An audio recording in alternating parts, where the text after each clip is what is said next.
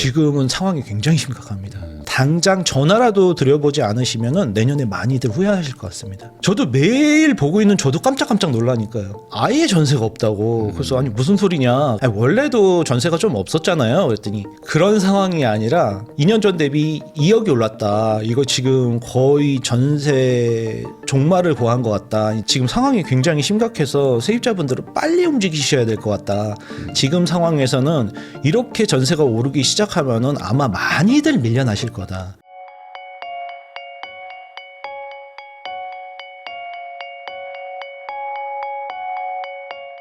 안녕하세요. 부익남TV의 부익남입니다. 오늘은 소쿨님 모시고 최근 부동산 시장에 대해서 다양한 이야기 한번 나눠보도록 하겠습니다. 소쿨님 안녕하십니까? 네, 안녕하세요. 네, 또 오랜만에 나와주셨는데 네. 그 사이에 사실 이제 소쿨님 얘기 그동안 하셨던 것처럼 이제 네. 뭐 강남이나 뭐 서울 아파트들 사신 분들은 네. 많이 올랐어요. 그 사이에. 엄청 올랐죠. 네. 그때 사라고 그랬잖아요. 근데 네. 또 이제 네. 그러다 보니까 또 네. 반대로 네. 10-15대책 이런 거만 나오면서 네. 이제는 또 사지 못하게 하는 약간 그런 정책도 나오니 맞습니다. 이제 또 어떻게 해야 되나 이런 생각들 하시는 분들 많을 것 같아가지고 많습니다. 또 오늘 소쿨님 모시고 이야기 한번 여쭤보려고 합니다. 네.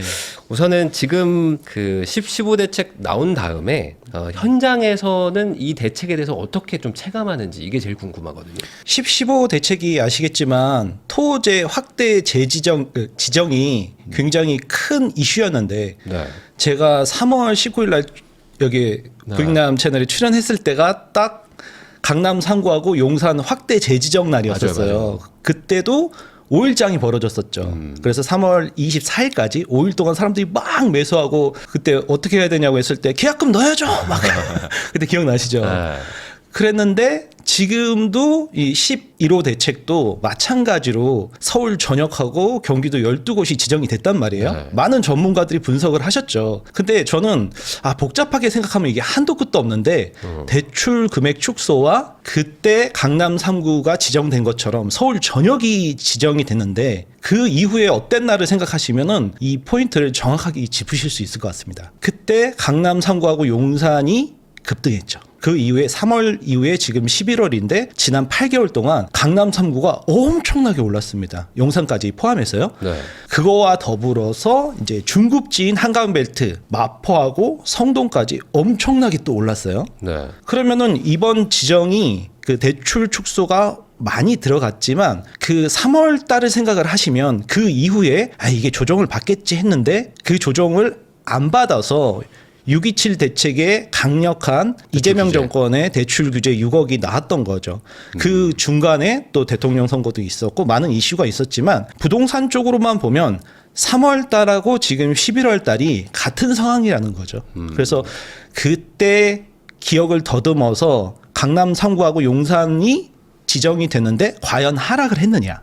반대로 폭등을 했다. 그 부분만 생각하시고 단순하게 심플하게 접근하시는 게 내 집 마련하시는 분들한테는 좋지 않을까 이렇게 생각을 합니다. 그러면은 소쿨님 얘기로는 이제 토허제가 오히려 가격을 좀 상승시키는 요소일 수도 있다. 그렇죠. 근데 이번에 좀 대규모로 묶었잖아요. 대규모로 그러다 보니까 묶었죠. 이렇게까지 넓은 지역도 동일한 작동을 할 것인가? 이거에 대한 좀 궁금함이 있을 것 같긴 해요. 근데 그 당시에도 이제 폭등하는 지역만 그 당시에는 규제를 했는데 네. 이번에는 폭등하지 않은 노동항이나 금강구, 중랑구 같이 그리고 경기도 팔달구. 예. 네. 과천이나 분당은 뭐 당연히 폭등을 서울 강남만큼 했으니까 지정하는 게 맞았지만 그 외에 말씀하신 수원 쪽이라든가 그 외 지역까지 풍선 효과를 예측해서 한 3개월치 풍선 효과를 다 지정해 버렸으니까 네. 그 외곽은 정말 폭등을 하는 마지막에 오를 때까지 다 지정을 해버렸으니 이제 풍선 효과는 약하죠. 그래서 동탄도 지금 풍선 효과로 오르다가 네. 뭐 한 1억 5천 오르니까 그 다음에 추경 매수가 멈추고 구리도 마찬가지고 그래서 풍선 효과는 굉장히 약할 것이다 이렇게 판단하고 있습니다. 그럼에도 불구하고 이제 과거 토호제처럼 시간이 지나면 다시 또 상승할 것이다. 이렇게 보면 되는 건가요? 이 그렇죠. 서울 안쪽이든 규제 지역 중에서도 많이 오른 그러니까 이거를 서울이라고 뭉뚱그려서 규제 지역이라고 뭉뚱그려서 생각하는 게 아니라 세 구역으로 나눠야 될 것 같습니다. 우선 네. 강남 3구하고 용산 같이 정말 시장을 리드하고 초고가 고가 아파트 지역, 네. 그리고 그 넘버 2 지역인 한강벨트, 마포, 성동같이, 그리고 강동, 광진같이 이번에 엄청나게 여름부터 올랐던 지역, 네. 그리고 이제 안 오른 지역, 노도강이나 금강구 같이 이 세 지역으로 구분해서 서울은 보시고, 경기도도 과천하고 분당 같이 엄청나게 폭등한 지역과 수원처럼 안 올랐는데 같이 두들겨 맞은 지역, 이런 지역을 구분해서 보시는 게 좋지 않을까 이렇게 생각이 듭니다. 그러면은 뭐 직접적으로 딱 말해서 좀 그렇지만 수원 뭐 팔달구 여기는 네. 뭐 아직 안 올랐는데 이제 사전에 먼저 걸었단 말이에요. 살짝 반등하려고 이제 온기가 도니까 바로 지정을 해버렸죠. 그러면 여기는 토호제가 걸렸으니까 올라간다라고 말하기에는 어려운 건가요? 그 노동안 같은 거죠. 토호제가 오히려 지역을 침체시키는. 그래서 굉장히 억울한 지역들이 이번에 많이 발생을 해서 구청장들이 모여서 막 데모도 하시고 네. 머리에 띠들르고 우리는 오르지도 않았는데 왜 이렇게 되냐 그러면서 오히려 지방보다도 더 하락한 지역까지 이번에 다 규제로 걸어버리니까 네. 노도강, 금강구, 중랑구 같이 억울한 지역들이 굉장히 많이 발생하고 있습니다. 그러면은 원래 올라가던 지역들은 토호제를 묶였다고 해서 안 올라가는 건 아니다. 이렇게 해석하면 되고 원래도 잘 안 올라가던 곳들은 토호제가 묶였지만 뭐 딱히 올라갈 것도 없다. 뭐 이렇게 그냥 원래대로 그렇죠. 오히려 똑같다. 얼어붙었죠. 그러니까 이게 약간 좀 그 안에서도 양극화가 좀 일어나는 거네요. 예, 그래서 그 지정이 되자마자 5일장 끝나고 나서 완전히 거래가 멈춰서 열흘 네. 동안 노도강 같은 경우는 거래가 한 건. 네. 그 전에 규제 전에는 거래가 수백 건 되든 500건 이상 되던 지역이 거래가 한 건 됐는데 그럼 완전히 얼어붙었다 생각을 할 수 있지만 11호 대책 이후 이건 너무 과한 거 아니냐는 비판 여론 때문에 이틀 뒤인 10월 17일 날 그래도 생애 최초는 70%까지 기존대로 대출을 해주겠습니다. 이렇게 네. 또 한 번 물러서는 정부에서 보완책을 발표를 했어요. 그러니까 이제 노도강 지역도 그래? 그러면서 강남 쪽은 거래량이 80% 줄어들고 노동강도 줄어들었지만 다시 온기가 돌고 있습니다. 오히려. 왜냐면은 비규제 지역을 아시겠지만 이제 4848하는 투자자분들이 이제 일시적 1가구 2주택으로 비규제 지역을 사서 팔고 이 두 채로 일시적으로 그렇게 하는 분들이 많이들 들어가던 지역이 그런 투자 수요가 싹 멈추니까 그러면은 실수요자분들이 전세 물건도 없는 상황에서 네. 그럼 대출이 그나마 되고 강남이 저렇게 오르고 한강벨트가 오르는데 우리 지역도 서울인데 지난 3년간의 침체장에서 폭등했다가 멈춰서 심정지 상태인 3년 동안 그러면은 전세값도 그 엄청나게 오른 상황에서 이제는 매수를 해야 되지 않을까? 정부의 공급도 없는데 그러면서 그 노도강 지역에서 서서히 15억 이하, 10억 이하 쪽에서 이제 바람이 불기 시작하는 것 같습니다. 그러면 그냥 크게 봤을 때는 그냥 이번 대책이 전반적으로 다 묶어버려가지고 특별하게 뭐 과거랑 또 달라진 거는 아니고 그냥 원래 올라가려고 했던 곳들은 이제 조금 시간이 늦춰진 거지 계속 또 다시 올라갈 거고 안 올라가고 약간 온기 오는 곳들도 뭐 시간이 지나면 또 다시 올라가는 그러니까 전반적인 좀 상승세를 멈추기는 힘든 정책이었다 이렇게 보면 될까요? 네, 저는 그렇게 보고 있습니다. 네. 이번에 아까 말씀하신 대로 이게 형평성 문제가 좀 있었잖아요. 이게 네. 우리까지 왜 묵냐. 그래가지고 지금 도봉구였나 거기 이제 여야 시의원 모두 만장일치로 막 반대한다고. 네. 그러니까 이게 정치적인 걸 떠나가지고 이제 국민 여론, 이 시민 여론이 너무 이제 안 좋으니까 이거 가지고 이제 좀 풀어달라는 압박도 지금 있는데 행정소송까지 지금 네, 들어가고. 개인적으로는 어떻게 보세요? 이게 풀어질 거로 보세요? 이거 규제 한 번 하면 풀기가 쉽지 않으니까. 이게 좀 어려운 문제고 네. 정치권에서도 위쪽에서도 이제 풀어야 될지 말아야 될지를 이제 갑론을박하고 있는 상황인데 제 생각에는 내년 선거를 생각을 하면 지방선거를 생각하면 풀어야지 그나마 여권에서 면이 쓰지 않을까. 지금 구청장들이 반대를 할 때 서울 구청장들이 다 모였는데 네. 지금 여권인 민주당 쪽 구청장들은 가장 피해를 입었음에도 그 모임에서 빠졌거든요. 네. 그러니까 이게 너무 그 정책의 자기 편은 감싸주는 거 아니냐. 그래서 만약에 내년 6월 지방선거에서 노도강이나 금강구 같이 전통적인 진보 쪽에서 네. 이런 정부의 강경한 정책에 대해서 반대한다 그러면서 이제 보수 쪽 이제 지방선거 성공 사례가 나오기 시작하면 지각 변동이 좀 있지 않을까 그런 생각도 듭니다. 근데 이게 또 풀어주면 네. 다음번에 묶이기 전에 또 빨리 사야겠다. 이런 약간 눌려있던 수요가 또 갑자기 또 폭발할 수도 있잖아요. 그 풀어주는 게 고양이 목에 방울을 달듯이 오세훈 서울시장이 2월 달에 풀어줘서 그 그러니까요. 난리가 난 거 아닙니까? 이 네. 모든 시작은 올해의 시작은 오세훈 서울시장이 2월 달에 토어제를 풀면서 폭등이 시작이 됐는데 그걸 막으려고 3월에 했지만 더 폭등을 하고 이런 트리거를 당기는 순간 지금 공급이 부족한 상황에서는 이제 끝장나는 걸 아니까 네. 서로 그냥 손을 못 대고 언급을 꺼내지를 못하고 있는 상황이지 원래는 풀어주는 게 맞습니다. 왜냐하면 8월 달 자료를 했는데 직전 3개월 자료를 하는데 6, 7, 8 직전 6월 달에 폭등한 장의 데이터를 가지고 하니까 이번에 이게 포함이 됐던 거지 7, 8, 9 자료를 했으면은 627 네. 대책이 나오고 나서 이게 상승이 확 떨어졌기 때문에 그럼 이번에 해당이 안 되는 지역이었거든요. 근데 국토교통부 장관이 토호제를 지정을 하다 보니까 서울 경기를 같이 하려다 보니까 그냥 같이 단체 기합을 받은 거죠. 그러면은 풀 수 있는 데들은 푸는 게 사실은 그게 더 나을 수 있다. 네. 괜히 여기서 이제 묶어 놓으면은 더 부작용이 생긴다. 전 이런 그럴 것 얘기를 같습니다. 해주신 것 네, 같은데 전반적으로 이게 수요를 꺾으려는 정책인 거는 맞잖아요. 이제 뭐 갭 투자를 못하게 하고 그 다음에 뭐 가능하면 뭐 외지인들도 못 사게 하고 약간 이런 거기 때문에 수요를 꺾기는 꺾을 것인데 그럼에도 불구하고 이게 매물도 같이 주니까 결국에는 이게 수요와 공급을 따져 보면은 또 다시 상승세다 이런 얘기도 있거든요. 소쿨님은 어떻게 보세요? 지금 말씀하신 대로 공인중개사에 나와 있는 장부 물건 중에 30-40%가 지금 날아갔습니다. 네. 전세 끼고 살 수도 없고 팔 수도 없다 보니까 매물량이 30%가 날아가고 이제 70% 이하로 줄어들고 있는데 그마저도 집주인들 입장에선 물건 줄어든 거 뻔히 알고 가격 아무리 높여도 매수하는 거 아니까 지금 강남 쪽은 기존에도 물건이 없었는데 이번에 대책으로 별 타격도 없는데 갑자기 또 급등을 하고 있어서 계속 전고점을 돌파하고 있습니다. 거래량은 많이 줄었지만 매물이 없기 때문에 대기 수요는 많은 사람들이 뭐 2억 올려도 살게 그러면서 또 현금 부자들이 지금 접근하고 있기 때문에 네. 강남은 전고점을 계속 돌파하고 있는 상황입니다.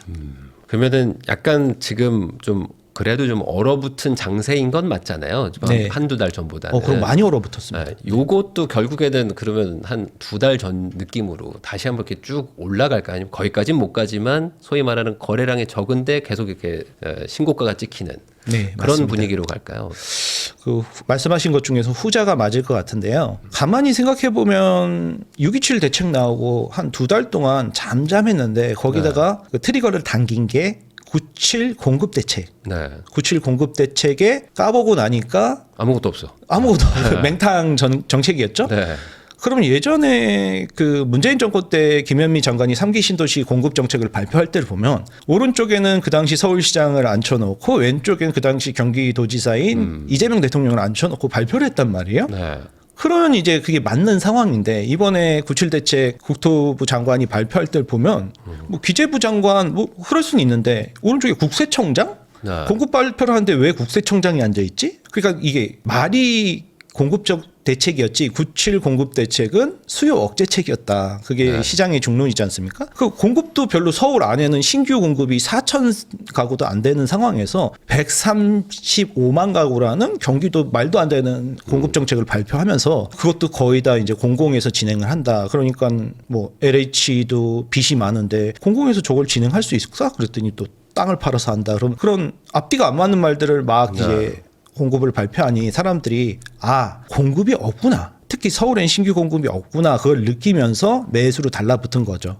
그럼 6.27 강력한 대책이 나와서 2달 동안 거래량이 3분의 1로 줄어들면서 잠잠했는데 9.7 대책이 발표되자마자 급등한 그래프를 보이고 있는 상황은 사람들이 이게 좀 긴가민가 하는 보합장에서 뭔가가 방아쇠가 당기면 사람들이 이제 깨닫는 것 같아요. 제 개인적인 생각으로는. 네. 그래서 이번에도 지금 공급 대책을 정부에서 지금 준비하고 있지 않습니까? 그래서 올해 안에 공급 대책이 또 한 번 나온다고 하는데 그게 또 트리거가 되지 않을까 저는 그렇게 생각하고 있습니다. 그러면은 결국에 이제 연말 전에는 뭐 하나 나올 것 같기는 해요. 보면은 올해 안에. 근데 그게 공급 대책일 확률이 높은데 거기서도 또 뭐 딱히 뭐가 없다. 네. 그러면은 야 이거 진짜 아닌가 보다 하고 한 번 더 그렇죠. 올 수 있다. 예. 강력한 게 뭐가 나오면은 괜찮은데 서울 네. 안에 재건축 재개발을 과감하게 풀어준다. 네. 뭐 제초안이라든가 이런 거 좀 센 내용들을 과감하게 임대 비율도 많이 낮추고 네. 용적률을 많이 높여준다. 근데 이게 그 민주당 진보 정권 성향상 기존 지지자들한테는 싫어하는 내용이거든요. 왜 부자만 계속 더 부자를 만드냐.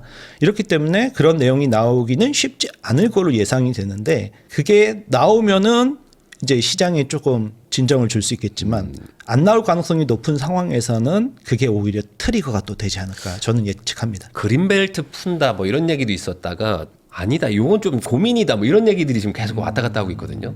예, 그린벨트를 풀거나 뭐 그러는 거 말고 대안이 있을까요? 어떻게 보세요? 그냥. 그린벨트는 문재인 정권 3기 신도시 공급 대책 발표할 때도 풀었었죠. 조금씩. 그 부분에 할 수밖에 없으니까. 근데 그 정도의 공격적인 공급 대책이 아니고서는 다른 대안이 없을 것 같고 첫 번째는 서울 안에도 그린벨트가 굉장히 많습니다. 네. 그린벨트가 뭐 거의 다 국가 땅인 줄 아시지만 80% 이상이 민간인 땅이거든요. 그 땅들을 토지 보상을 어떻게 할 건가? 그게 네. 쉽지가 않지 않습니까? 3기 신도시도 토지 보상이 쉽지가 않았는데 그 그린벨트 그거를 가지고 있는 토지 소유주들은 이게 언젠가 개발되면 지금 그린벨트 때문에 싸지만 언젠가는 크게 자기가 보상을 받을 그렇죠. 몇 것이다. 배는 아니면 벌 거다. 여기가 그린벨트가 풀리면 여기다가 뭔가를 건축 행위를 하면서 할 수 있을 것이다 예측을 하면서 오랫동안 갖고 계신 분들이 그렇게 쉽게 토지 보상에 응할 거라고는 저는 생각하지 않거든요. 그래서 그린벨트를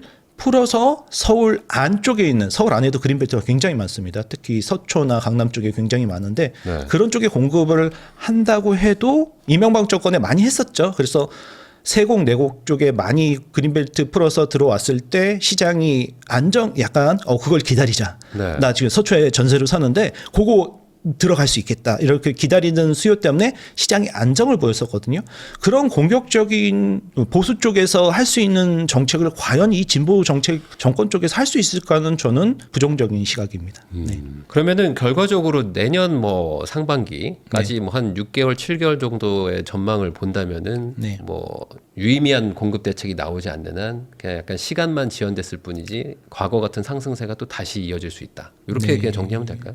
저는 그렇게 보고 있습니다. 겨울에 계속 22년도서부터 22년도 겨울 12월 그리고 23년도 겨울 12월 24년도 겨울 12월 이번에 25년도 12월 겨울도 이 4년 동안처럼 여름에 폭등 겨울에 네. 침체 여름에 폭등 겨울에 침체를 반복하면서 우상향을 했거든요. 계속 반복하고 있어요. 그렇게 4년 동안 반복한 걸로 봐서는 이번에도 그 정도로 가지 않을까 생각이 됩니다. 그러면은 지금 같은 상황에서는 네. 토호제 지역 아닌 곳을 사는 게 좋은 건지 아니면 그래도 토호제 안쪽으로 들어가야 되는 건지 이거에 대한 고민들이 좀 있으실 것 같거든요. 그냥 큰 틀에서 봤을 때는 너무 토호제가 많아지니까 네. 그냥 돈을 어떻게든 모으셔가지고 토호제 안쪽을 차라리 사는 게 낫다. 이렇게 저는 얘기하시는 당연히 분들도 있거든요. 토호제 규제 지역 안쪽으로 들어가는 게 원칙이고 맞다고 생각합니다. 그런 얘기 있잖아요. 자기네 지역이 지금 토호제가 지정이 안 돼서 가격 하락하는 걸 인증한 거 아니냐. 자기네도 토호제를 해달라 그런 의견도 있듯이 좀 폭등하는 지역만 사람들이 몰리는 지역만 토호제를 지정했기 때문에 네. 이 토호제 지역이 이제 정부에서 인증한 폭등 지역이다라고 생각을 하고 이 폭등은 풍선 효과도 분명히 있지만 양극화가 풍선 효과보다 더 강하게 발생할 거다 이렇게 판단하고 있습니다. 네.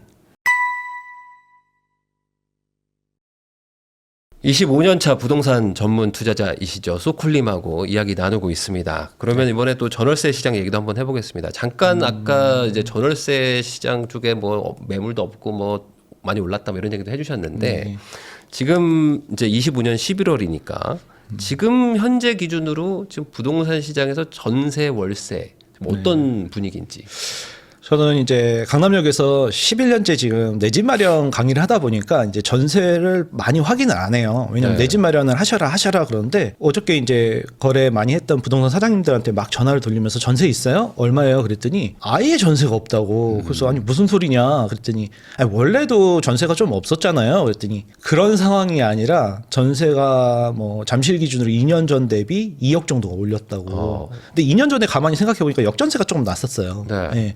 근데 2년 전 대비 2억이 올랐다. 이거 지금 거의 전세 종말을 보한 것 같다. 이제 월세로 그럼 갑니까 했더니 이제 반전세로 많이들 가신다. 그러면서 지금 상황이 굉장히 심각해서 세입자분들은 빨리 움직이셔야 될 것 같다.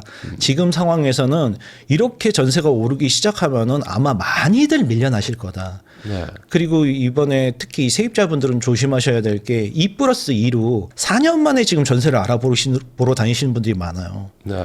그러다 보니까 4년 전 전세하고는 또 많이 격차가 벌어지고 있거든요. 그래서 이 방송을 보고 계시는 세입자분들은 빨리 집 앞에 아직 6개월이 남았더라도 빨리 집 앞에 부동산에 가서 이제 전세 시세를 확인하고 매수를 할지 집주인하고 얘기를 빨리 해서 전세 계약서를 쓸지를 결정을 하셔야 될 것 같아요.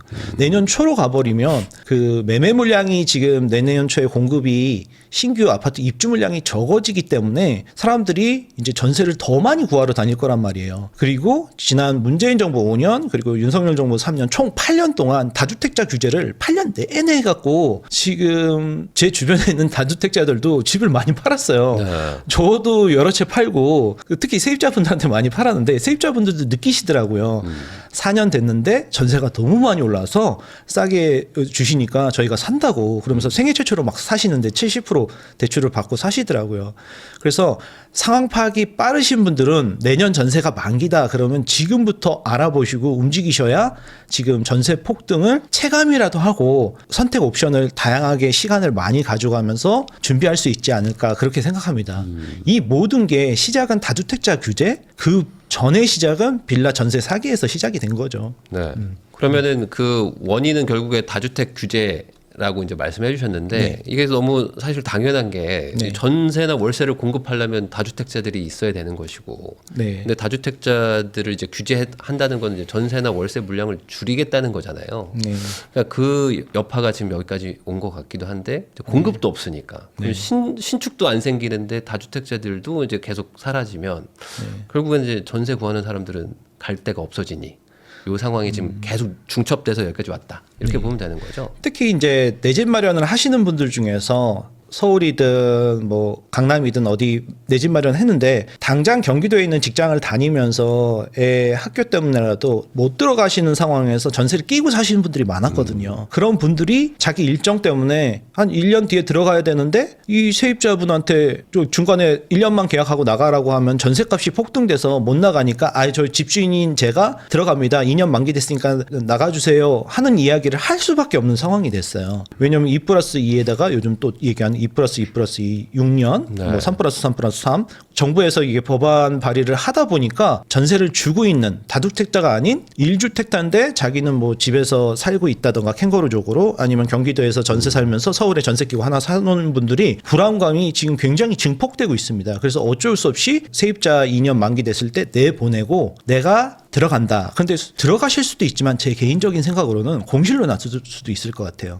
전입만 해놓고 네. 세입자 전세금 빼주고 공실로 놔둔 상태에서 1년 뒤에 내가 들어갈 작업들을 이런 거를 미리 해놓으려면 그때 돼서 세입자한테 그 전세 끼고 팔 수도 없고 나가달라고 할 수도 없고 하는 진퇴양난에 빠지니까 오히려 나가주세요. 제가 집주인인 제가 들어갑니다. 그리고 1가구 1주택이니까 아무 문제가 없잖아요. 네, 네. 그런 상황들이 지금 많이 발생하고 있습니다. 네. 저는 여기다가 토호제가 되면서 더더욱 이게 전월세 시장을 좀 그 안 좋게 만들 것 같은 게 어쨌든 지금 전세든 월세든 세입자가 있으면 이제 매각이 안 되잖아요. 네. 그러니까 매각이 안 되니까 말씀하신 대로 팔아야 될 것 같은 분들도 어쨌든 공실로 우선은 만들어야 되는 이 상황이 좀 문제 같기도 합니다. 네, 맞습니다. 그러면은 토호제도 이번에 10월에 적용됐고 뭐 투기가을지구에다 여러 가지 정책들이 적용이 된 게 이제 한 달밖에 안 됐기 때문에 앞으로는 전월세 시장은 더 안 좋아진다고 봐야 될까요? 더 뭐 상승세가 더 강해진다. 지금 같아서는 전세는 거의 없어지는 상황이고 이제 월세도 폭등하면은 돈 있으신 분들은 당연히 매매로 돌아서시겠죠. 근데 돈 없으신 분들은 이제 글로벌 스탠다드로 굉장히 높은 월세를 지불하는 시장이 올 것 같습니다. 그 바탕은 지난 8년과 이번 정권까지 포함해서 말이 다주택자지 전세를 공급하는 월세를 공급하시는 분들을 규제했기 때문이라고 보거든요. 그러니까는 뭐 당연히 뭐 한두 명의 다주택자가 빌라 쪽에서 전세 사기를 벌였다고 다주택자를 다 규제를 하면 자동차 사고 나면 그냥 차를 다 없애는 거랑 똑같은 거거든요. 지금 상황이. 그러니까 택시가 사고가 났어. 그럼 택시를 다 없애요. 그럼 본인 차 아니면 걸어 다녀. 네. 그럼 전철 타면 되죠? 전철 사고 났어. 그럼 전철 없애버려. 전철 운행 중단. 이렇게 조금 너무 단순한 과격한 방식으로 규제를 해버리니까 사람들이 특히 임대사업자들, 8년 임대사업자들이 더럽고 치사해서 내년 임대사업자 네. 만기되면 다 팔겠다. 2018년도에 김현미 장관이 혜택을 준다고 거기에 속아서 많이들 했지 않습니까? 근데 소급 적용하면서 지금 8년 동안 괴롭히다가 이제 내년에 그 물건들이 이제 서울에서만 뭐 몇만 가구가 쏟아지죠. 네. 그런 물건들이 쏟아졌을 때 그 아직 무주택자이신 분들은 내년을 집중적으로 공략해서 내 집 마련을 하셔야지, 아니면 지금 다주택자들이 다 집을 팔고 있고 아니면 본인이 들어가고, 다주택자가 아닌 1주택자도 전세 노동고 본인이 들어가고 이런 상황이면은 빈자리는 없습니다. 그래서 서울 문은 닫히고 있다. 기존에 있던 집이 없는 세입자분들은 경기도로 밀려날 것이다. 이렇게 판단을 하고 있습니다. 그러니까 결국에 누군가 실거주하러 들어오면 그 살던 전월세 세입자분들은 이제 나가야 되는데, 그게 네. 아무래도 이제 경기도에 살던 실거주자들이 이제 서울로 들어오는 일이 좀 많을 것 같고, 네. 그럼 서울에 살던 임차인분들은 이제 경기도나 이런 쪽에 이제 빈자리를 또 찾아서 가는, 네. 그러니까 결국에 이제 밀려나는 일들이 일어날 것 같다고 이제 말씀을 해주신 것 같아요. 네.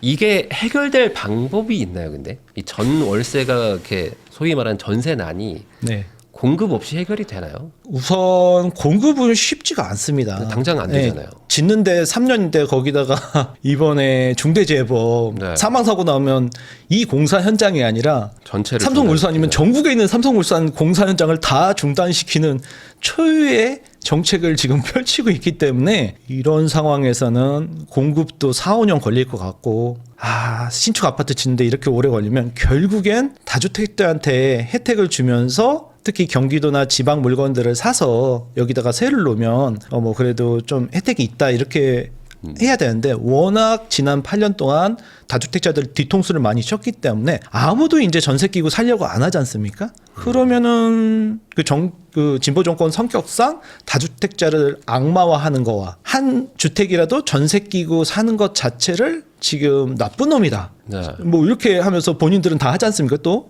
발표하신 분들은 이런 상황에서는 욕 먹어가면서 손해 보면서 할 사람은 없죠. 근데 이거 다주택자들의 규제를 풀어주는 게, 전세 월세 공급자들의 규제를 풀어주는 게 전세 한 채, 두 채, 세 채 이렇게 늘어나는 방식인데, 이걸 진보 정권의 이념상 받아들일 수는 없을 것 같습니다. 네. 그러면 결국에는 전월세가 이제 상승한다고 치고요. 근데 그게 상승세도 낮지 않다면 네. 결국 여론이나 뭐 언론에서 이제 전세난 이거 어떻게 해결할 거냐 막 난리가 또 날 거란 말이죠. 네. 과거에도 항상 그랬기 때문에.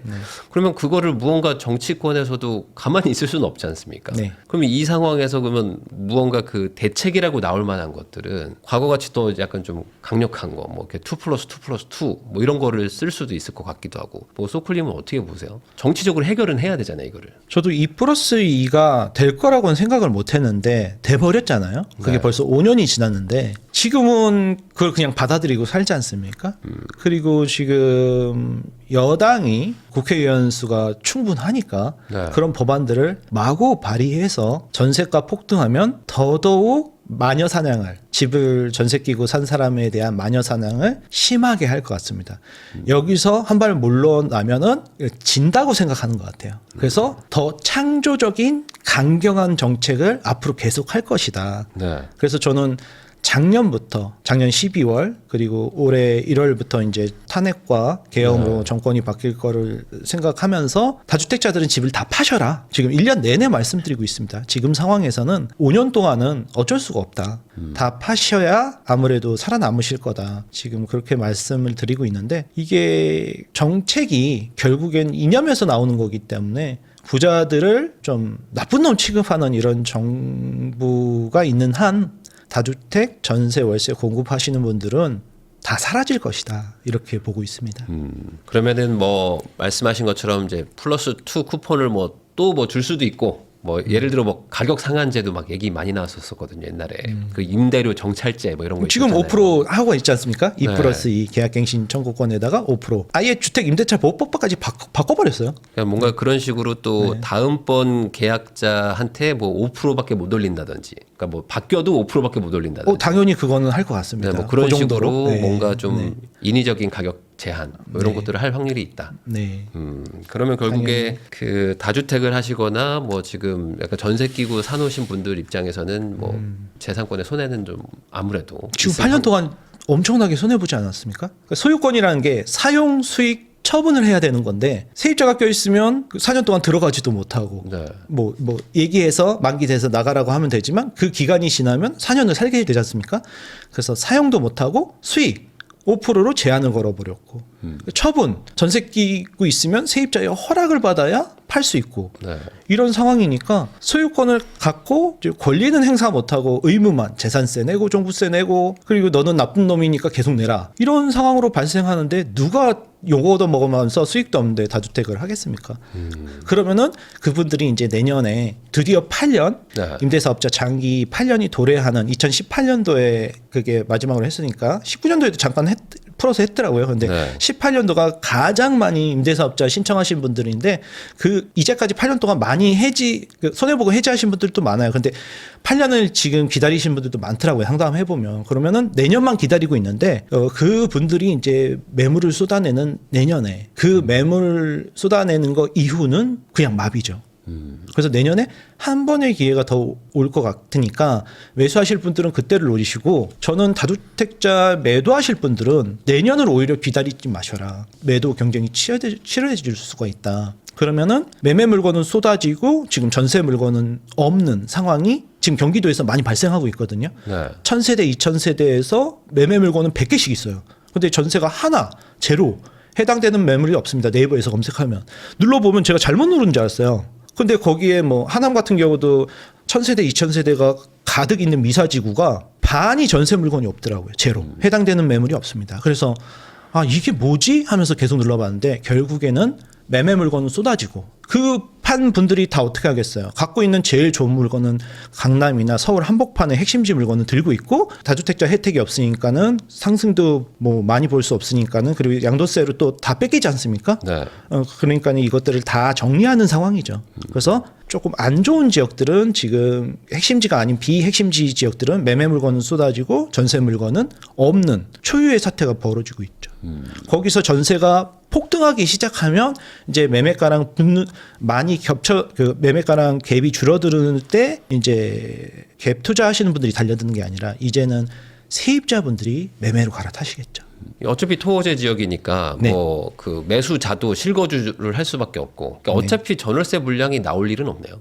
이래나 저래나 그게 팔린다고 해서 지금은 상황이 굉장히 심각합니다. 지금 부동산 시장을 당장 전화라도 들여보지 않으시면은 내년에 많이들 후회하실 것 같습니다. 저도 매일 보고 있는 저도 깜짝깜짝 놀라니까요. 그러면 여기다가 이제 뭐 계속 지금 뭐랄까 유동성이 공급되고 있고 뭐 금리도 뭐 좀 뭐 내려간다 이런 얘기들이 계속 있는 상황에서 내년도 전월세 시장에 그러면 뭐 상승은 뭐 피할 수는 없다 뭐 이런 상황으로 봐야 될까요? 지금 벌써 시작이 됐습니다. 상승이. 그래서 지금도 알아보신 분들은 깜짝깜짝 놀라고 계시고요. 저도 전세가는 잘 안 알아보는데 네. 알아보면서 이거 너무 많이 오르는 거 아닌가요? 이렇게 물건이 없어요. 그랬더니 그 가격에도 들어올 사람들이 줄 서 있다고 전세금 1억, 2억 올려주는 건 서울에서 국평 기준으로 지금 1도 아니라고 그걸 올려주고도 갈 데가 없다고 그런 말씀들을 하셔갖고 지금 상황은 굉장히 심각한 것 같습니다.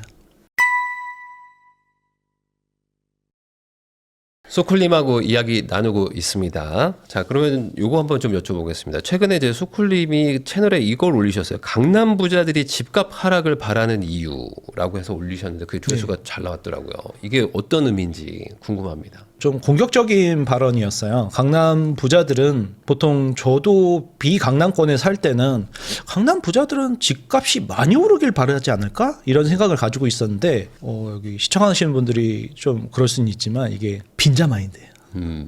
아니 샀는데 오르는 게 좋지 않아? 그것 자체가 빈자 마인드입니다. 왜냐하면 강남 부자들은 자기가 매수한 가격보다 하락하길 바라죠. 그건 너무 당연한 건데 저도 이걸 이해하는데 한 15년 정도 걸린 것 같아요. 왜 그런가 이렇게 자세히 들여다봤더니 그리고 지금 느끼는 게 뭐냐면 세금 때문에요. 세금. 네. 세금이 이번 정권에서 보유세를 1%까지 종부세를 한다고 하는데 뭐 그거를 뭐 항상 문재인 정권 때서 목표로 하면서 1%를 향해서 달려가다가 이제 정권이 바뀐 거 아니겠습니까? 그러면 뭐 20억 기준으로 2천만 원을 종부세를 매년 12월 달에 내면은 그렇게 낼 수 있는 사람이 많지가 않거든요. 아무리 강남에 살아도 자기 월급 받은 거에서 12월 달마다 2천만 원을 낸다? 그리고 7월 달, 9월 달에 재산세를 냈는데 이중과세로 그렇게 낸다? 그러면은 굉장히 부담을 느끼는데 만약에 20억짜리가 15억으로 떨어졌다. 그럼 1% 기준으로 1,500만 원으로 줄어드니까 당연히 좋아하죠. 근데 왜 좋아하냐? 당연히 가격이 오르고 세금 많이 내고 가격이 많이 오르면 좋은 거 아니냐? 이렇게 생각하는 것 자체가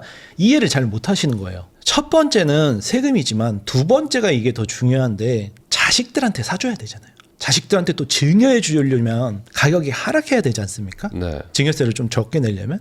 그리고 증여할 때도 뭐 취등세 내니까 그런 것들을 다 감안했을 때는 당연히 자기가 산 가격보다도 하락하기를 원하시는 분들이 전부는 아니지만 60% 이상이다. 저는 그렇게 말씀을 드렸는데 그것 자체를 아니 사서 올라서 팔아야지 이득이 나지 않나 이렇게들 받아들이시더라고요. 대부분의 사람들이. 그러니까 어차피 갈아타기 할 마음이 없어. 지금 이분들은. 그냥 난 여기서 계속 살 거고 우리 애 줄 거고 필요하면 하나 더 사서 우리 애들 살게 해주고 싶은데 그렇죠. 올라서 뭐 하냐. 그렇죠. 이미 소유를 했으니까 이분들은. 그리고 말씀하신 갈아탈 필요도 없지만 갈아타더라도 가격이 하락해야 돼요. 왜냐하면 내가 20억짜리를 보고 있었는데 10% 하락했어. 2억 하락하는 거죠. 근데 내가 20평대 20억, 30평대 30억짜리를 애가 이제 둘 생겨갖고 애들이 이제 중고등학생 가갖고 화장실 2개가 필요해. 네. 그래서 뭐 복도식 20평대에 살다가 30평대로 갈아타고 싶어. 같은 단지에. 그래도 하락을 해야죠. 갈아타려고. 왜냐면은 30억은 10% 빠지면 3억이 빠지고 내 거는 2억 싸게 팔고 30억은 3억 빠지 27억에 사면 그거 갈아타는 한순간에 1억이 이득 아닙니까? 근데 뭐 취등세는 계산해 봐야겠지만 그런 식으로 강남 안에서 갈아타더라도 하락하길 원하죠. 네. 사실 듣고 보니까 맞는 얘기 같은 게 네. 집값이 올라가지고 좋은 거는 그거를 팔고 옮기려고 하는 사람들은 좋을 수 있지만 네. 안 팔고 그냥 계속 살려고 하시는 분들은 뭐 집값 오른다고 대출해 주는 것도 아니고 이제 대출 그렇죠. 뭐 2억으로 다 막아놨잖아요. 그렇죠. 그러니까 세금만 더 내는 거잖아요. 네. 이제는. 그리고 방금 전에도 말씀 중에 이야기하셨지만 제일 중요한 게 어차피 안 팔 거니까. 5억이 떨어지든 10억이 떨어지든 상관이 없습니다. 네. 물가만 안 오른다면 당연히 팔 생각이 없으니까 하락하는 게 오히려 더 낫다. 네. 그렇게 말씀하시는 분들도 많으세요. 네. 상담을 하다 보면. 네. 하긴 그렇죠. 뭐 어차피 계속 사는 건데. 그리고 이제 그것도 있더라고요. 그러니까 재건축을 추진하는 단지들 보면은 네. 재건축 반대하시는 논리가 딱 비슷하거든요. 아니 네. 어차피 내가 우리 애 주고 뭐 그래야 되는데 네. 재건축하면 비싸지지 않냐. 그래서 재건축 반대한다. 뭐 이런 얘기도 하시더라고요. 좀 나이가 있으신 분들은. 그렇죠. 재건축 조합 설립되고 막 이렇게 플랜카드 걸리고 그러는 순간 벌써 5억, 10억 증가하면은 이게 증여세가 만만치가 않거든요. 예. 그런 부분 때문에라도 아무래도 하락하기를 원합니다. 그럼 반대로 내가 산 집이 상승했으면 좋겠어요. 이러신 분들의 논리는 여기서 반대로 들어가면 정확하게 알 수 있는 게 뭐냐면 팔려고 그런데요. 그럼 왜 파냐? 그랬더니 더 좋은 데로 갈아타려고. 그러면은 그럼 그걸 왜 샀냐? 오르면 팔아서 그 이득을 먹어서 내가 부자가 되려고 한다. 그거냐? 그랬더니 맞대요. 그럼 그 동네를 팔고 떠날 거냐? 그래, 떠난대요. 그럼 결국에는 본인은 그 물건을 안 믿는다는 거잖아요. 네.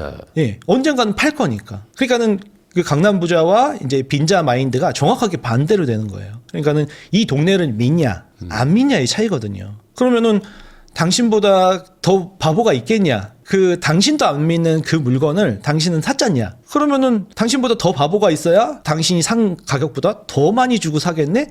그렇대요. 누군가는 이걸 사지 않겠네요. 이 가격에. 그런 얘기들을 하시는 거 보면은 본인이 지역에 대한 믿음이 부족하다. 이렇게 저는 말씀드리고 있습니다. 네. 그러면 결국에는 이 모든 것들은 세금 문제네요. 첫 번째가 세금 문제고 그 다음이 이제 증여 문제로 들어가는 근데 증여도 어차피 세금이니까 생각해 보면. 그렇죠. 예. 그렇게 뭉뚱그리면 그렇게 되죠. 네. 그러면 이 결국에는 그거 아닌가요? 그러니까 우리나라에서 요즘 이슈가 되고 있는 게 이제 거래세가 너무 높고 보유세는 낮다 보니까 한 번 살 때 그냥 최대한 좋은 거 사가지고 똘똘한 놈 많지. 버텨야지만 네. 되는 세금 구조잖아요. 네. 그러다 보니까 말씀하신 것처럼 팔고 싶은 분들도 이게 팔 수가 없기도 하고 네. 팔면 또 양도세 내고 다 떼고 나면 똑같은 집 사지도 못하고 그러니까 이게 체계 자체가 잘못됐다 뭐 이런 얘기들도 있거든요. 당연히 그런 것 같습니다. 그럼 결국에 이 세금은 그러면 제가 방금 말씀드린 대로 거래세 낮추고 보유세 높이는 뭐 그런 식으로 뭐 다른 나라들처럼 그걸로 가야 된다고 보세요? 그렇죠. 증여세까지 같이 낮추면서 그렇게 가야 거래가 활발해지는데 지금은 양도세랑 취득세도 높은데 보유세까지 높여버린다니까 거래를 마비시켜놓고 이걸 안정이라고 정부에서는 자꾸 우기는데 네. 이게 거래가 마비된 거지 안정된 건 아니잖아요. 그러니까 정부에서 지금 공급이 부족하다고 대통령 100일 기자회견에서도 말하고 국토교통부 장관도 대놓고 공급 부족한 거 맞다. 빠르게 공급할 수 없다.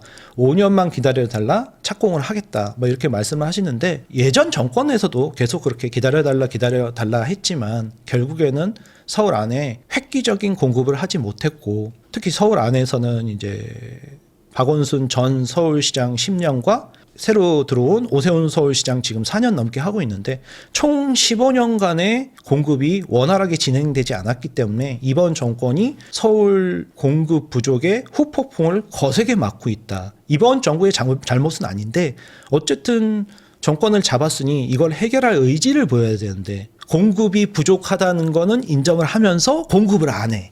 그러면 이건 어쩌자는 건지 진짜 말씀하신 대로. 아니 공급을 부족하다는 걸 대통령도 그렇고 국토교통부 장관도 그렇고 모두가 다 인정을 해. 그럼 공급을 하면 될 텐데 공급을 하려고 노력도 안 보이는 것 같기 때문에 서울은 지금 빈 땅이 없지 않습니까? 공터가 네. 어디 있어요 서울에. 그러면은 정비사업 재개발 재건축을 대대적으로 풀어줘야 되는데 그거는 평생 본인들이 생각했던 이념하고는 또 다르기 때문에 이게 첩첩삼중으로 꼬이고 꼬인 게 아닌가 이렇게 생각이 듭니다.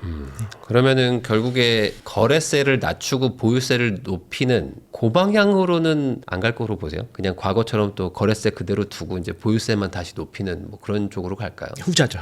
후자로 갈까요? 후자죠. 어차피 지금 돈이 부족하지 않습니까? 정부에서. 네. 그러면은 이제 부자들한테서 돈을 더 걷겠다. 싫어할 사람들이 아무도 없거든요. 그리고 지지층들이 가장 원하는 게 그래. 내가 낼 돈 부자들한테 더 내라고 그래. 이렇게 대놓고 말씀들을 하시더라고요. 부자니까 더 내야지. 부자들도 지금 충분하게 건보료까지 자기 소득의 한 4, 50%를 내고 있거든요. 근데 거기서 더 내야지. 70%까지 내야지. 이렇게 얘기들을 하시는 거 보면 그리고 내년에 5월 초에 이제 양도세 중과가 시작이 되면 거의 네. 80% 넘게 세금을 내는데 당연하지 이렇게 하는 사람들이 굉장히 많습니다.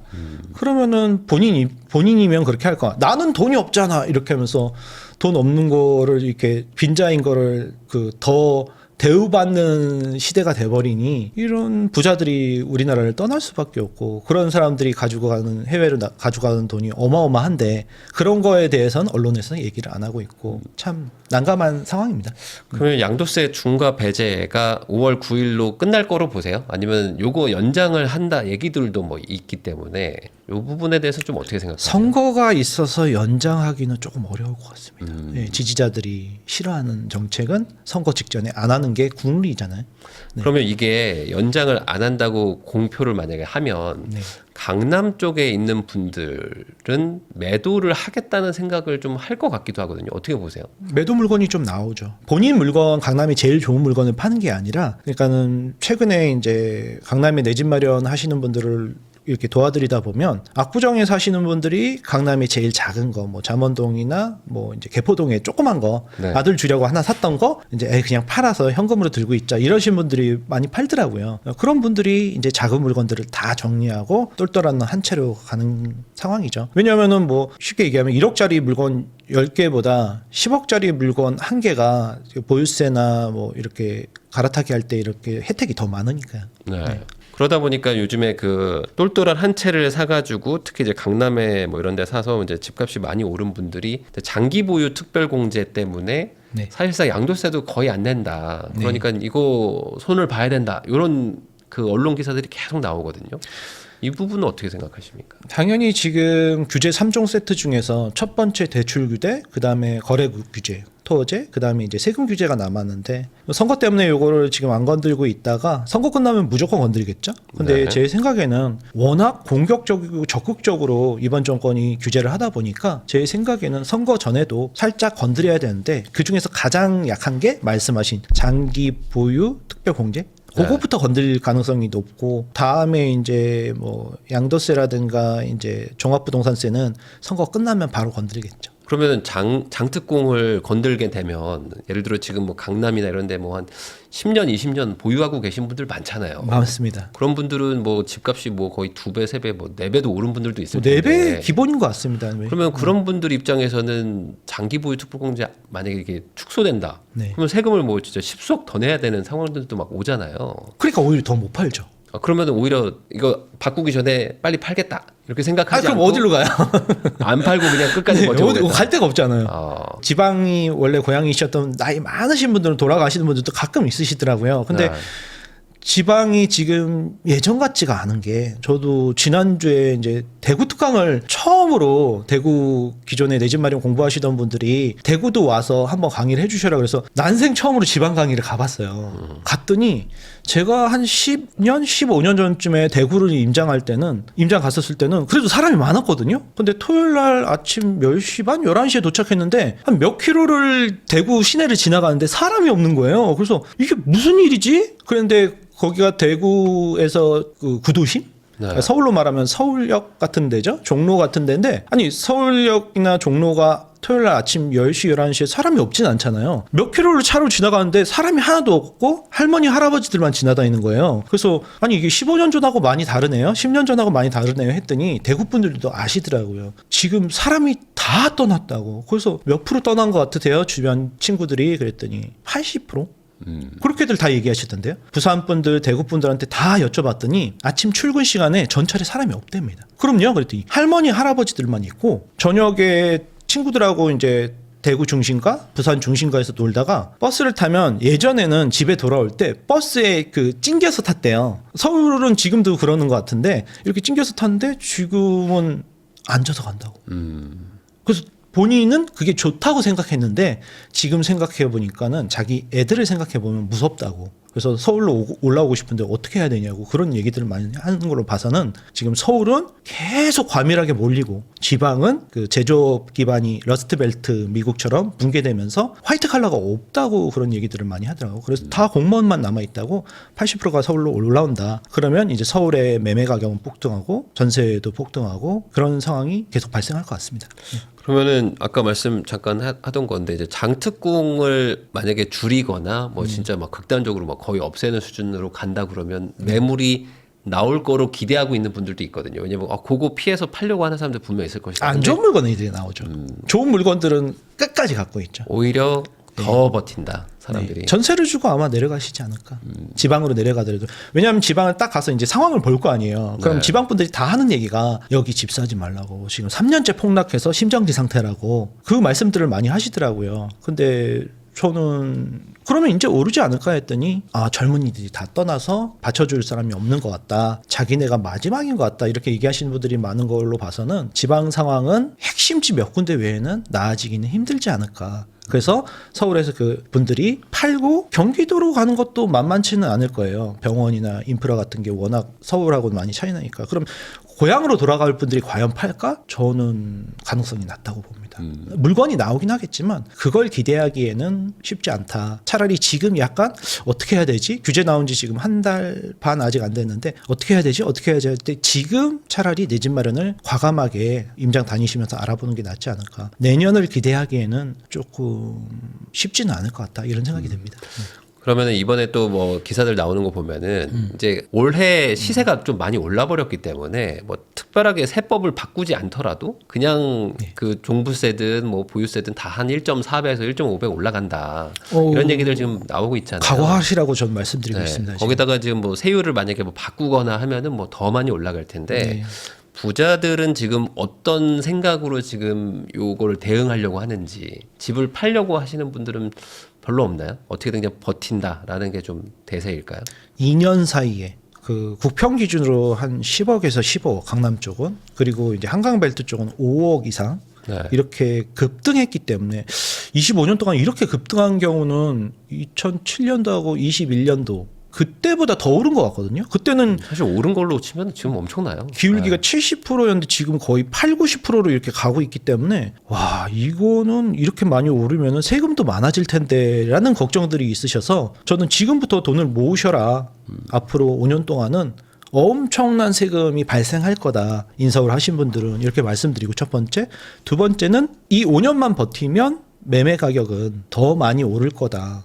지금 이 모든 문제는 제 이거 뭐 말씀드리면은 많이 악플이 날릴 것 같은데 전 개인적으로 서울 집값이 싸서 발생하는 거라고 생각합니다. 아, 서울 집값이 네. 상대적으로 싸다. 예. 전 세계 10위권 안에 들어가는 나라의 네. 핵심 랜드마크 수도가 이렇게 가격이 저렴하면 내 집 마련을 그래도 뭐 사회 초년생들도 아직도 서울에서 노원구 같은 데서는 할 수 있으니까 이런 경우는 많지 않거든요. 그게 이제 우리나라의 뭐 리스크, 남북 관계 그런 리스크, 코리안 리스크라고 그러죠. 그런 것 때문에 좀 저평가돼 있었는데 전세가 사라지면서 월세가 폭등하고 매매가 여기서 한 번 더 폭등을 해주면 그 다음부터는 이제 사람들이 마음이 오히려 일본처럼 편안해질 것 같습니다. 이게 뭐 10억, 20억 막 이렇게 하니까 사람들이 아니 뭐 아끼고 뭐 하면은 할 수 있을 것 같은데 왜 가격이 올라 이러지. 만약에 반포처럼 네. 50억, 70억, 100억이 가버리면 이제 그 다음부터는 이제 남의 나라 얘기가 돼버리죠. 그러면서 못 사니까. 네, 그 다음부터는 일본 사람들처럼 소소한 행복에 만족하면서 작은 뭐 피규어 같은 거 모으면서 아 난 행복해, 난 이렇게 작은 집을 원래 좋아했어 하면서 이제 포기? 내가 도달할 수 있는데 저게 자꾸 내가 잡으려고 그러면 요 앞에 도망가고 요 앞에 도망가고 그러니까는 이게 짜증이 나는 거잖아요. 화가 나고. 근데 이제 저 나보다 훨씬 잘 나가는 사람을 보면 그냥 그래 저 사람은 원래 잘났어 이렇게 하는 그런 가격대가 오면 이 시장과 심리가 좀 안정되지 않을까 그런 생각이 들어서 이번 정권 지나고 나서 5년 뒤에는 사람들이 조금 마음이 차분해지지 않을까. 이 부분은 좀 공감이 되는 부분이 한 3년 전만 해도 반포 집값 비싸다고 하면은 사람들이 저거 말도 안 되는 가격이다 이런 얘기도 많이 했거든요. 근데 요즘에는 반포 막 70억, 90억 하면은 말도 안 된다는 얘기도 하는데 반포니까 뭐 인정한다. 그러니까 이런 마인드가 좀 그렇죠. 생기긴 했어요. 압구정, 반포 이렇게 원래는 압구정만 논외였는데 이제 반포도 논외가 돼버리는 상황이 된 것 같아요. 그래서 한 3년 전에 제가 육아휴직하고 딱 복귀했을 때가 딱 3년 됐거든요. 지금 3년 전에는 진짜 둘이 열심히 하는 공무원 부부더라도 네. 서초의 개포에 내 집 마련을 할 수 있었단 말이에요. 작은 거지만. 원베이라도 꼬마 아파트라도 들어갈 수 있었는데 지금은 이제 그게 불가능해지고 잠실조차도 평당 1억이 넘었는데 뉴스에 안 나오더라고요. 잠실 국평이 35억 돌파. 근데 뉴스에 안 나와요. 예전에 반포의 아크로 리버파크가 1억 평당 돌파. 1억 돌파했을 때 불과 5년 전인 것 같은데 그때 막 뉴스에 나오고 난리가 9시 뉴스에 났었거든요. 나왔습니다. 네.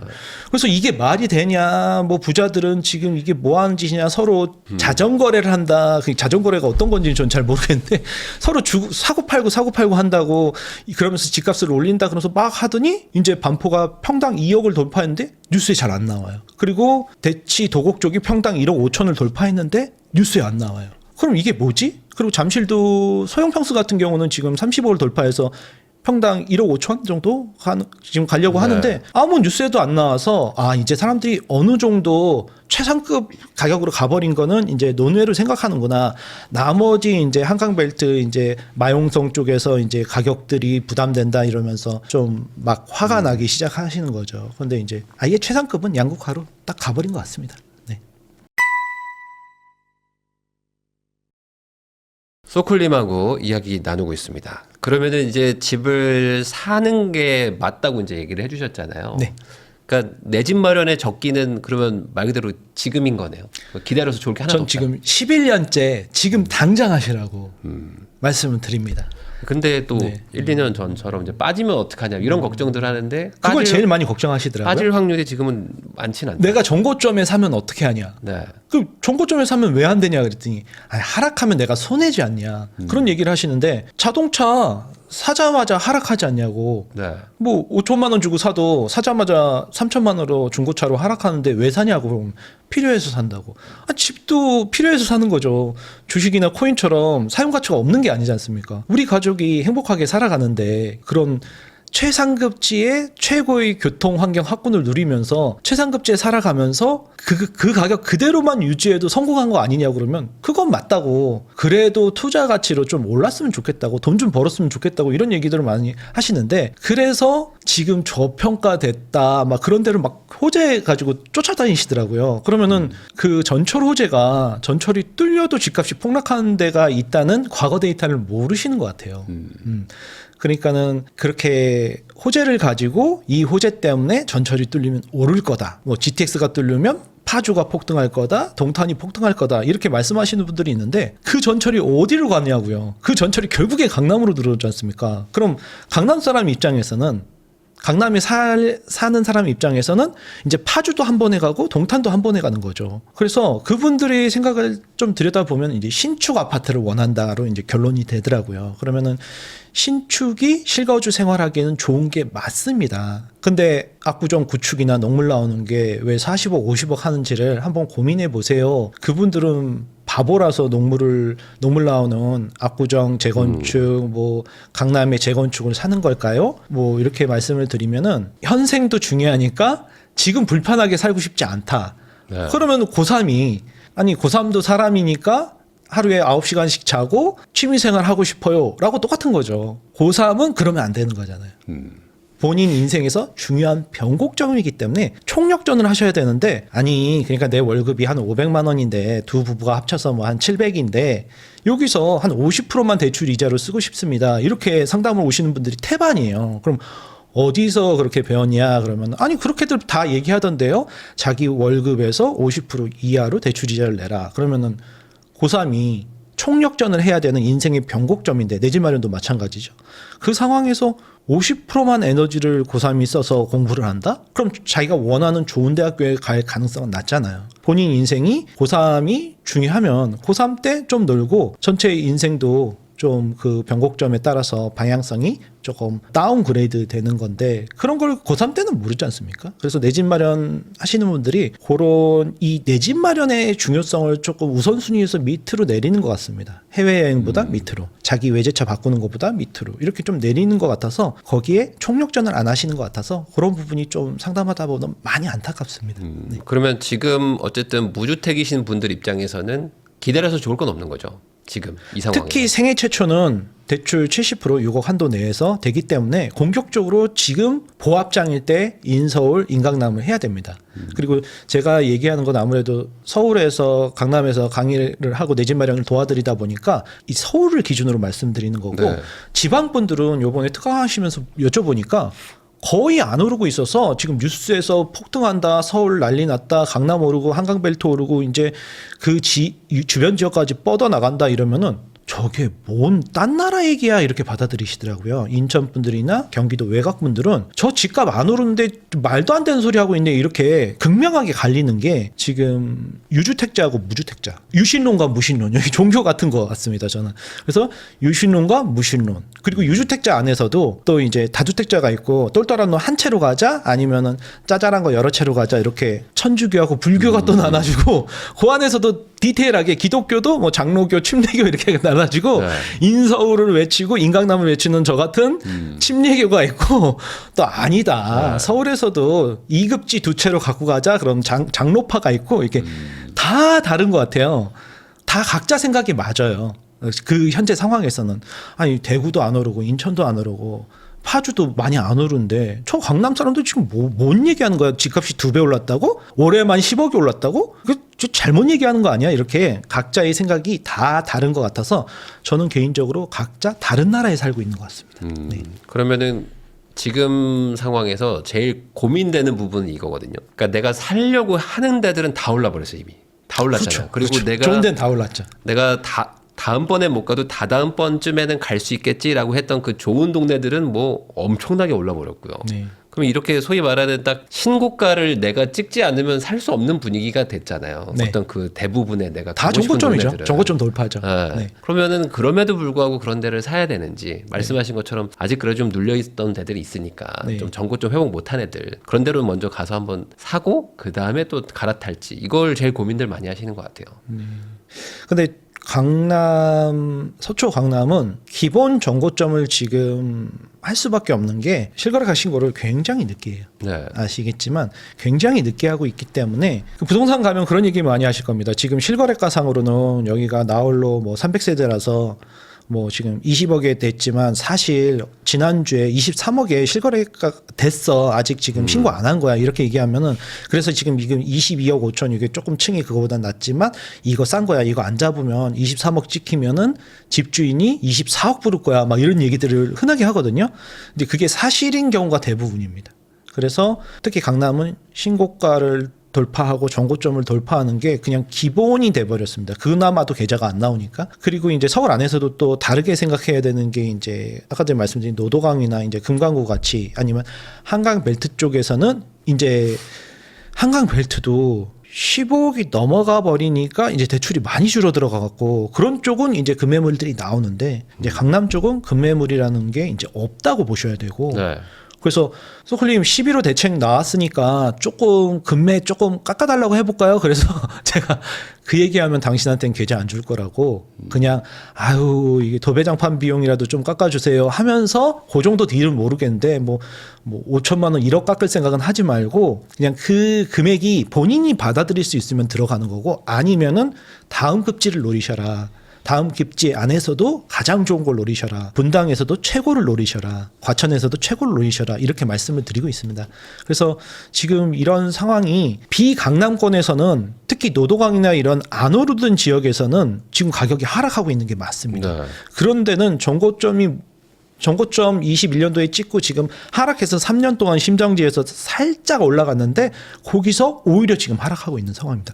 그런 데서는 깎아주세요. 금매 있어요가 맞지만 그 서울 안에서도 서울이 굉장히 크기 때문에 지역별로 대응하셔야 되는 부분이 다 다른 것 같습니다. 네. 아니, 그러면 결국에는 지금 웬만한 지역들은 다 뭐 전고점 뚫거나 핵심 뭐 지역은. 신고가를 막 찍어야 되는 상황이라서 좀 불안불안해 하시고 네. 특히 이제 지금 말씀하신 것처럼 실거래가나 이런 것들 보고 가시면 네. 호가는 막 그거보다 훨씬 더 높아가지고 네. 야 이거 내가 이거 사는 게 맞아? 막 이런 생각들 계속 하신단 말이에요. 내가 알아보고 온 거와 현장은 지금 핵심지는 완전히 다를 겁니다. 네. 네. 근데 그럼에도 불구하고 뭐 사야 되는 건가요?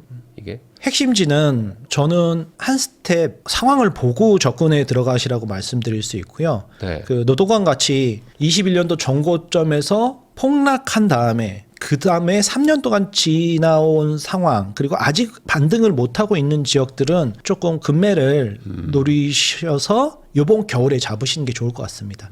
강남 쪽은 워낙 물건이 없기 때문에 깎아달라 뭐 이런 얘기들은 조금 어렵고 지금 이번에 공급 대책이 또 나오고 강남에 집중적으로 이제 세무조사, 전수조사를 네. 들어가면 자금 출처. 그래서 이제 좀 많이 털리시는 네. 많이 털리시는 분들이 나와서 이제 와 이거 쉽게 사면 안 되겠다. 특히 전문직 분들, 의사 뭐 이렇게 약사 이러신 분들은 뭐 언제나 세무 타겟이었지만 이번에 내 집 마련을 하면서 완전히 사업체까지 다 털릴 수가 있거든요. 그러신 분들은 저는 굉장히 조금 이제는 조심하셔라. 제가 10년 내내 인서울 인강남을 외쳤지만 이제는 여기 2배가 오른 가격에서 들어가는 거는 좀 쉽지 않지 않을까. 그리고 제가 봄부터 계속 강남은 늦었다. 네. 강남은 늦었고 오르겠지만 저는 비강남 쪽이 그 들어가는데 돈 대비 더 많이 오를 것 같다. 한강벨트 쪽이 그렇게 말씀을 드렸고 지금 그렇게 좀 진행되고 있는 상황이라서 강남도 계속 가겠지만 정말로 많은 현금 부자들이 들어가야 되고 어저께도 전화하면서 여쭤보니까는 이제 나이 있으신 분들이 네. 한 4학년, 5학년, 40대, 50대 분들이 오셔서 그냥 현찰로 뭐 2억 뭐하러 대출 받아? 그러면서 현찰로 그냥 넣으신다고 이런 얘기를 들어보니까 이제 20, 30대 아니면 30대, 40대 초반의 사람들이 그 정도 돈을 모아서 강남에 들어가기는 전문직도 이제 쉽지가 않다. 그러니까 마음을 좀 내려놓으시고 핵심지는 나중이고 이제 한강벨트 쪽이나 이번 11호 대책으로 임팩트가 있는 네. 비규제였다가 규제를 받으면서 약간 사장님들이 토호제가 어떻게 하는 거야? 이거 뭐 약정서가 뭐야? 막 이러면서 약간 혼란스러운 그런 장에 가서 매도자도 같이 혼란스럽죠. 네. 비규제에서 규제로 바뀐 한강벨트 쪽이 현실적으로 대출도 좀 어느 정도 나오고 이제 접근 가능성이 있지 않을까 이렇게 보고 있습니다. 그 말씀하신 것처럼 투자금 대비 수익 지역으로 치면 네. 사실 강남은 이제 뭐 돈이 너무 많이 들어가니까 네. 그거 대비 오르는 거를 치면 뭐 엄청나게 오른다고 말하기도 좀 어려워지는 상황이잖아요. 네, 오르긴 오를 텐데 네. 지난 1년, 2년 동안만큼의 상승은 앞으로 절대로 기대하지 말아라. 저희 내 집 마련 하신 분들한테도 인서울 인강남 내 집 마련 하신 분들한테도 여러분 인생에서 이렇게 저도 처음 봤으니까요. 이렇게 수직은 이렇게 많이 오르는 경우는 앞으로 죽을 때까지 없으실 거다. 이번에 정말 운들이 좋으셨다. 요거만 잘 유지하셔라 이렇게 말씀드리고 저는 이렇게 고가이신 분들도 많이 상담을 하지만 이제 사회 초년생들 뭐 3천만 원, 5천만 원 1억까지신 분들한테 이제까지는 그래도 송파에 작은 거라도 꼬마 아파트라도 들어가라 이렇게 말씀드렸는데 여기도 너무 많이 올라 버리니까 뭐 잠실 리센츠 잠실 쪽방이라고 그렇게 무시당하던 3억의 미분양이 났던 2008년도에 리센츠 진짜 작은 13평짜리가 네. 지금 15억, 16억의 계좌가 안 나오고 있으니까요. 그래서 거기 매수하신 분들은 이제 운이 좋았지만 그 당시에도 저는 그랬어요. 이제 15억 이상은 난 아닌 것 같은데 지금 11억까지 가던 게 이제 18억까지 떨어졌으니 이제는 들어가도 되겠다. 그리고 작년에 제 책 내 집 마련 책 나올 때도 9억, 10억이면 무난하게 샀어요. 근데 지금 15억의 계좌가 안 나온다니까 좋은 층으로요. 네. 이제는 조금 이제 자중하셔야 되고 강남 쪽은 이제 한강 돈 있으시면은 좀 한강 벨트 쪽을 보신데 그 사회 초년생들이나 이제 생애 최초 70%를 노리실 수 있는 분들은 과감하게 지금 오히려 하락하고 있는 노원구 같은 뭐 3억에서 5억짜리 역세권의 대단지 물건들이 많이 있는 쪽을 노리셔서 들어가셔라 해서 최근에도 춘천에 사시는 미혼 여자분이신데 20대이신데 네. 노원구의 대단지 역세권 꼬마 아파트 13평, 15평 이런 거를 들어가셨는데 한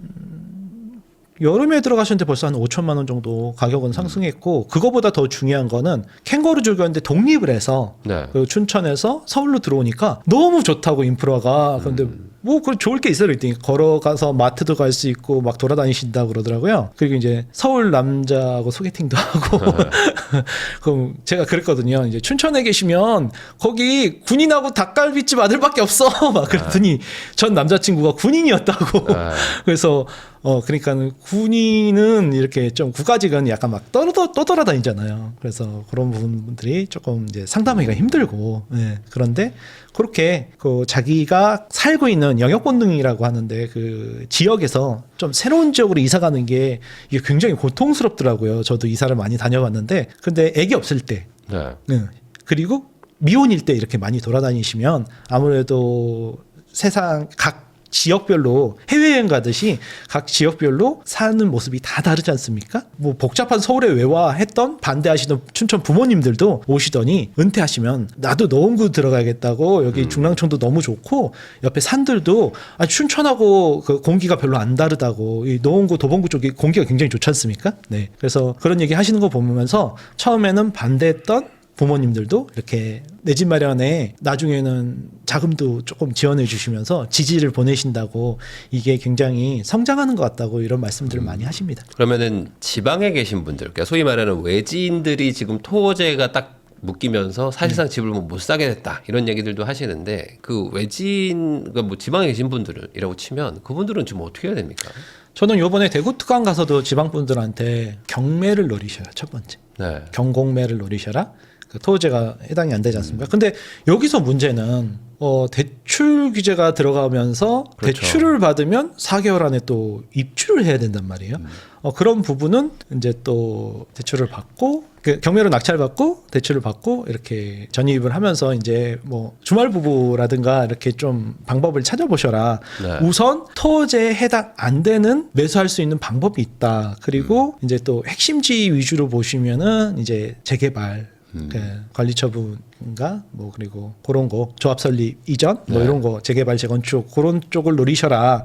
핵심지에 그게 뭐 또 경매로 같이 하면 좋을 것 같고 그래서 그런 쪽으로 들어가시던가 이제 그게 이제 첫 번째 방안이고요. 두 번째는 이제 저는 강남의 접근성이 좋은 비규제 지역을 막 찾아봤는데 이번에 토호제 지역을 폭등하는 강남 쪽이 아니라 그 옆에 풍선효과 그 한 달 뒤에 풍선 효과, 2달 뒤에 풍선 효과, 3개월 뒤에 풍선 효과까지 다 지정해 버리니까 그 너머까지 보다 보니까 지금 요즘 많이 얘기 나오는 동탄하고 구리 많이 나오지 않습니까? 네. 근데 구리는 거의 다 구도심이에요. 구리역 근처가. 조금 아래쪽 이제 교문동 쪽이 이제 요번에 8호선 들어간 쪽이 그 있는데 그쪽도 90년대 아파트들이 좀 많고요. 근데 이제 지방 분들 입장에서는 서울의 수도권에 그래도 하나 폭등하는 지역 핵심지에 하나 정도는 가지고 가고 싶은데 근데 이게 실거주 하실 생각이 있냐 했더니 또 실거주는 못 하시는 분들 완전히 투자용으로만 접근하시는 분들한테는 저는 요번에 여기 이제 방송에서도 말씀 안 드렸던 건데 다산 신도시 추천드렸습니다.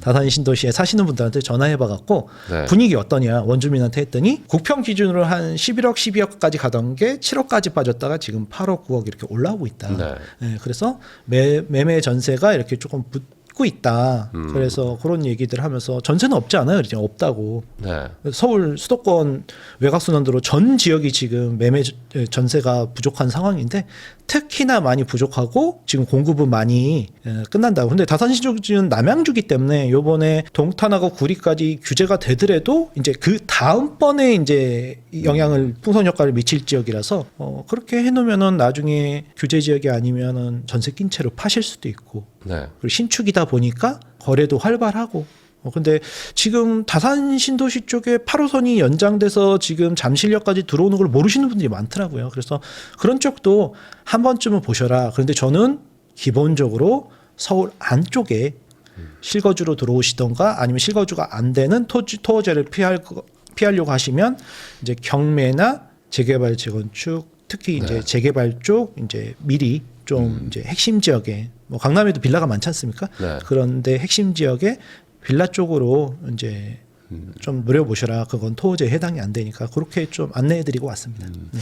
빌라로 좀 갈 것이다 이런 얘기들도 있더라고요. 수요가. 네, 그렇게 좀 동의하세요? 빌라 쪽? 빌라 공급량이 지금 아파트만 저도 보고 아파트만 빌라는 뉴스에서 그냥 나오다 초토화입니다, 보니까 초토화. 아, 공급이 10분의 1로 지금 네. 줄어들었더라고요. 그래서 빌라가 이제 그렇게 무너져 버리면 공급이 무너져 버리면 그러면 그 빌라에 사시던 분들이 돈 있으시면 아파트로 오시겠지만 그 아래로 밀려야 되는데 빌라 아래가 서울에서 마땅한 게 오피스텔? 네. 그래서 오피스텔도 요즘 가격이 들썩들썩 하더라고요. 근데 오피스텔은 가격이 오를 수가 없는 게 지분이 너무 작고 이게 뭐 주택에서 빼줘야 되는데 네. 오피스텔은 주택으로 지금 주택 한 채로 쳐버리니까 오피스텔이 올라도 한계가 있지 않을까. 그러면 그런 빌라나 오피스텔 쪽에서 정부에서 비아파트 쪽을 조금 규제를 해제하면서 요번에 11.7 기재부에서 나왔던 그렇게 비아파트 쪽은 조금 더 해제한다 이런 내용들이 그런 데서 기인되지 않았나 이런 생각도 좀 듭니다.